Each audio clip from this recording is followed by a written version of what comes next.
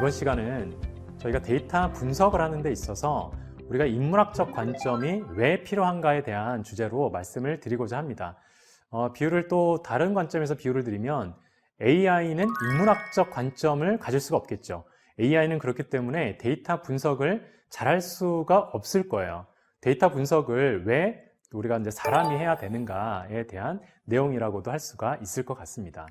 몇 가지의 이제 결과를 좀 보여드리고자 하는데요. 우리가 검색을 했을 때 남자는 왜, 여자는 왜를 검색을 해보면 자동 완성어에 뜨는 이제 결과가 이렇게 나옵니다. 우리는 이 결과를 보면서 남자는 왜 여자를 이해 못하고 있고 여자는 또 왜 남자를 이해 못하고 있는지가 엿보이기도 하는 것 같아요. 이런 결과들을 볼 때 우리가 이 사람들의 맥락과 이런 정서들을 이해할 수 있는 건 사람만이 할 수가 있겠죠. 이러한 결과는 우리가 이제 다양하게 해석이 또한 될 수가 있을 거예요. 저기에서도 누구는 어떤 부분을 더 중요하게 할 거고, 누구는 또 이런 결과들을 보고 다른 생각들을 사람들마다 하게 될 겁니다. 그래서 우리가 인문학적 관점이 필요한 이유가 결국에는 사람들이 만들어내는 데이터로부터 우리가 사람을 잘 이해한다라는 그런 측면에서 볼 때 데이터를 인문학적인 관점으로 보는 게 굉장히 중요하다라는 거죠. 예를 들면 이러한 분석 결과가 있습니다. 요일별로 사람들의 기분이라는 정서가 어떻게 변화할까를 분석을 했던 이제 사례가 있는데요. 여러분들은 어떤 요일이 가장 기분이 안 좋으세요? 어떤 요일이 기분이 가장 좋으신가요? 아마도 월요일이 기분이 가장 안 좋다고 말씀을 하시겠죠. 아마도 분석 결과가 다르게 나왔더라면 저 데이터 못 믿겠어 라고 하셨을지도 모를 것 같아요. 실제 데이터를 보면 월요일이 기분이 가장 안 좋은 걸로 나오고요. 금요일에 갈수록 기분이 좋아지는 걸로 나타납니다. 토요일과 일요일은 기분이 금요일보다 조금 안 좋아져요. 토요일보다 일요일이 기분이 더 안 좋은데 왜일까요? 일요일은 내일이 월요일이기 때문인 거죠. 우리가 기분이라는 것은 그만큼 미래시의 영향을 받는다라고 볼 수도 있을 텐데 우리가 이러한 결과로부터 어떠한 또 생각으로 파생해 나가면서 우리가 인사이트를 찾아볼 수 있을까? 또는 분석을 접근해 나가볼 수 있을까를 생각을 해봤을 때 이러면 이 결과로부터 저는 이러한 분석으로 한번 파생을 해서 접근을 해본 적이 있습니다. 우리가 기분이 안 좋은 날 사직서를 더 많이 내지 않을까? 실제 검색 데이터를 한번 보게 되면요. 사람들이 사직서를 가장 많이 검색하는 요일은 월요일로 나옵니다. 직장 스트레스와 우울증을 많이 검색하는 요일도 월요일과 일요일로 나오는 거죠. 그래서 앞에 데이터와 뒤에 데이터가 이렇게 맥락이 또 잘 맞죠. 그러니까 이런 것들을 우리가 다시 질문을 던지고 또 다른 인사이트를 찾아보고 하는 이런 접근들은 결국에는 우리가 사람의 정서나 그런 사람들의 생각과 인식들을 잘 이해해보는 과정에서 계속적으로 파생해 나갈 수 있는 그런 분석 접근이라고 할 수가 있겠죠. 그렇기 때문에 우리가 데이터 분석에 있어서 인문학적인 관점으로 접근하는 게 그만큼 중요하다는 의미인 거고요. 제가 이러한 분석도 한번 해봤습니다. 한국인들의 정신 건강에 대한 관심이 어떻게 형성이 되어 있는가를 분석을 해본 결과인데요. 한국 사람들이 정신 건강에 대한 어려움을 검색하는 키워드 한 30여 개를 분류를 해보면 크게 4가지로 분류가 됩니다.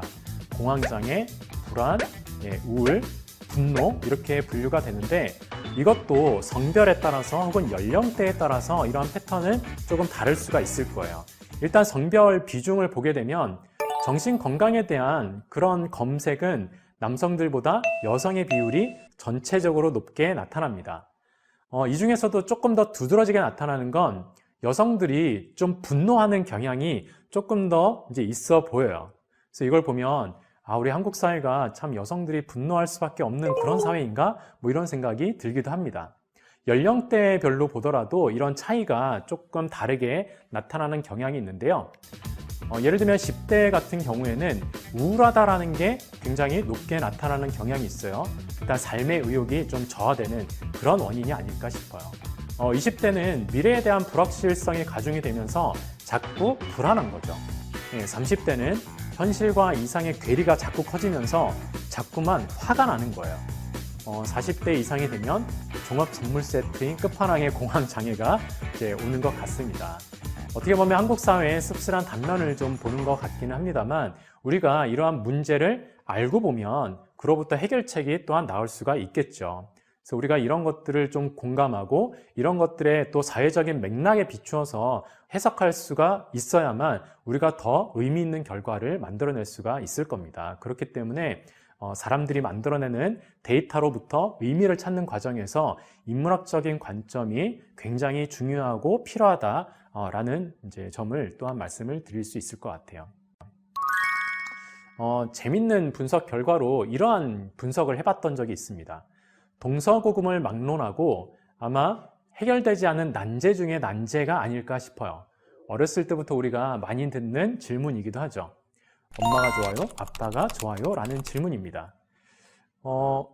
꽤나 정치적인 질문의 의도일 수도 있고, 저 질문을 이제 들었을 때 아이에게 정서적으로 안 좋다라는 그런 의견들도 있습니다만, 일단 네이버 지식인에만 한 2000여 건이 넘는 질문이 있어요.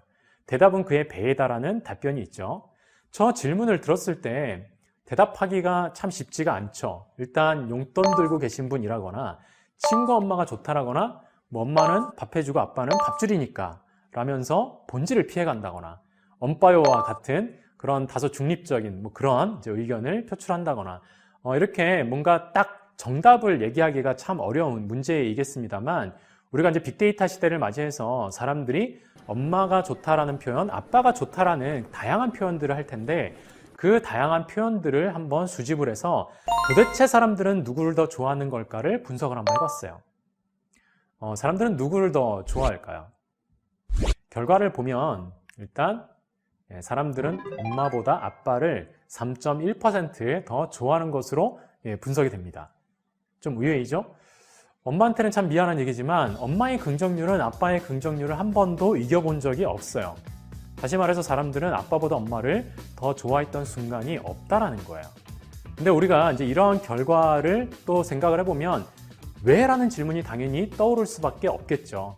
그래서 우리가 왜? 라는 질문을 던지면서 그 맥락을 조금 더 한꺼풀 들여다 보다 보니까 어떤 것들이 발견이 되냐면 이런 게 발견이 됩니다.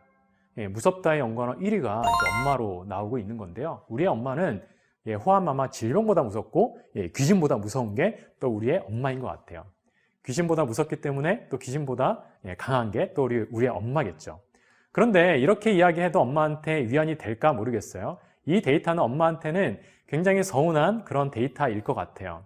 아빠한테는 제가 이 이야기를 꽤나 좀 이렇게 즐겁게 할 수 있을 것 같은데, 엄마한테는 이 이야기를 참아 못 하겠는 거예요. 엄마가 얼마나 상처를 받으시겠어요? 그런데 또 생각을 해보면 좀 의외라고 생각되시는 분들이 꽤 되실 것 같아요. 왜냐하면 우리에게 친숙한 건 또는 가까운 건 아빠보다 엄마이기 때문이죠. 그래서 우리가 긍정적인 언급률로는 아빠가 이길지는 모르겠는데, 긍정적인 언급량을 보면 엄마를 더 좋아할 수도 있지 않을까라는 생각을 해볼 수가 있겠죠. 그래서 데이터를 조금 다른 관점에서 긍정적인 언급량으로는 누가 더 높게 나타날까를 분석을 한번 해봤는데요. 예상했던 것과 같이 분석의 관점을 조금 다르게 보니까 사람들은 아빠보다 엄마를 1.9배 더 좋아하는 것으로 나타났어요. 그래서 다행히도 엄마한테는 이렇게 얘기해 볼 수가 있겠죠. 사람들은 아빠보다 엄마를 1.9배 더 좋아한대요 라고 얘기할 수가 있을 것 같고, 아빠한테는 어떻게 얘기하면 되겠어요? 사람들은 엄마보다 아빠를 3.1% 더 좋아하네요 라고 이야기를 할 수가 있겠죠. 우리가 처음에 질문을 던진 게 엄마가 좋아요, 아빠가 좋아요 라는 질문에 나름의 답을 좀 얻어보고자 했는데, 이건 답이 뭔지 또 헷갈리시죠? 사실 우리가 이것은 정답을 찾는 것 자체는 의미가 없을 수는 있을 텐데, 중요한 것은 이런 것 같아요. 우리가 데이터를 어떠한 관점에서 바라보느냐에 따라서 같은 데이터도 이렇게 전혀 다른 결론을 도출을 할 수가 있다는 거죠.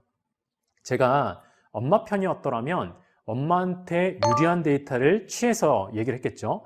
아빠 편이었더라면 아빠한테 유리한 데이터를 취했을 거예요. 제가 엄마를 더 좋아했더라면 엄마한테 유리한 데이터가 먼저 보였을 거고, 그렇지 않았더라면 아빠한테 유리한 데이터가 먼저 보였겠죠. 그래서 우리가 이 데이터를 올바르게 분석하는 것, 이게 얼마나 정확한 거야 라는 걸 따지는 것도 중요하지만, 이 결과가 어떤 의미를 가지는 거냐, 그 의미를 부여하는 것은 우리가 사람에 따라서도 다르고 그 사람이 처한 정황과 상황, 맥락에 따라서도 다양한 해석이 될 수가 있다는 거죠. 그래서 우리가 데이터를 볼 때 정답을 찾으려고 하기보다는 우리가 이 의미와 뜻을 좀 찾으려고 하는 접근들이 보다 더 인사이트 향의 접근이 될 수 있겠다라는 말씀을 드릴 수가 있을 것 같아요. 유명한 사례 중에 이런 사례가 있습니다. 테스코, 월마트 등에서 유사한 사례들이 있는데요. 상관관계가 이제 이 사람들이 구매하는 패턴에서 이런 상관관계가 발견이 된다라고 합니다. 기저귀를 구매하는 고객들이 맥주를 같이 구매하는 경향이 높게 나타난대요. 특히나 금요일에. 이건 팩트죠. 근데 이걸 인사이트라고 할 수가 있을까요? 예를 들면 인공지능이 어떤 상관관계를 막 이제 찾아서 기저귀와 맥주가 많이 팔립니다. 같이. 이렇게 얘기를 하면 이거 인사이트다 라고 할까요? 우리는 이 팩트 자체를 보통 인사이트라고 하지를 않습니다. 이게 왜 그러한가? 그 역학관계를 이해할 수 있어야만 우리는 인사이트라고 할 수가 있겠죠. 왜 이런 패턴이 나타날까요? 보니까 이런 해석이 있는 거예요. 육아를 하는 남편들이 주말 동안에 아기를 이제 보기 위해서 기저귀를 사고 있는데 이 사람들이 펍에를 못 가는 거예요. 맥주는 마셔야 되겠고, 그러다 보니까 주말 동안 마실 맥주를 기저귀를 사면서 같이 맥주를 구매를 하더라는 거죠. 그래서 이러한 것들이 우리가 이 원인과 결과를 알게 되면, 즉 상관관계만이 아니라 이러한 인과관계를 이해를 하게 되면, 그로부터 우리가 이제 이런 육아를 하는 남편들에게 어떠한 메시지로 좀 접근하면 좋을까, 기저귀와 맥주를 어떻게 우리가 진열하면 좋을까와 같은 그런 다양한 인사이트 기반의 의사결정을 해나갈 수가 있을 거라는 겁니다. 그래서 우리가 팩트만이 중요한 것이 아니라 이 팩트를 어떻게 해석을 할 거냐, 어떤 의미를 부여할 거냐, 그것은 우리가 항상 인문학적 관점을 견지해야 되는 그런 이유인 것이다 라고 말씀을 드릴 수가 있을 것 같습니다. 네, 고맙습니다.